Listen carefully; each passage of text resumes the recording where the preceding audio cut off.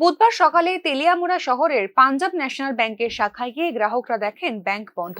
এদিন গ্রাহকরা জানান যে ব্যাংক বন্ধের বিষয়ে কোনো রকম আগাম নোটিশ দেওয়া হয়নি। বুধবার তারা ব্যাংকে এসে দেখেন ব্যাংকের দরজা বন্ধ। ব্যাংকের সামনে হাতে লেখা নোটিশ দেখতে পান গ্রাহকরা, যাতে লেখা রয়েছে নির্বাচনের কাজে ব্যাংক কর্মীরা নিযুক্ত হওয়ায় আজ ব্যাংক বন্ধ রয়েছে। নোটিশ দেখে ফিরে যেতে বাধ্য হন গ্রাহকরা। হ্যাঁ, কই থেকে আইছেন আপনি? ব্রহ্মসরা বাড়ি আছি। কই আইছেন ব্যাংকে?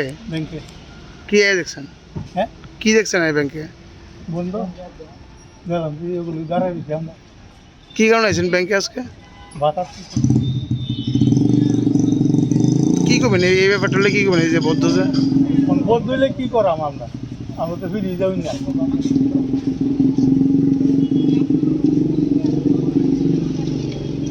মাসের 10 তারিখে ব্যাংকে পেনশন বা ভাতার টাকা তুলতে বহু বয়স্ক মানুষ আসেন।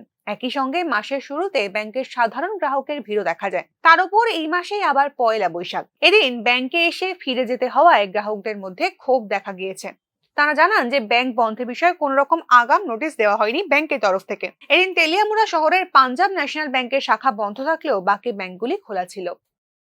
আমি তো এসেছি পিএনবিতে, কিন্তু এসে দেখি এখন ব্যাংকটা বন্ধ। কি কারণে আইছেন? আমার কিন্তু কাজে আসছিলাম, কিন্তু এখন তো বুঝতে পারতেছি না ব্যাংকটা কেন বন্ধ, কে আসে স্যার। আজকে তো বন্ধ থাকার কথা না, এখানে নোটিশ নাকি দেওয়া আছে একটা, এটা নাকি ইলেকশন পারপাসে বন্ধ হয়ে গেছে, এতটুকুই জানতে পারছি আর কি।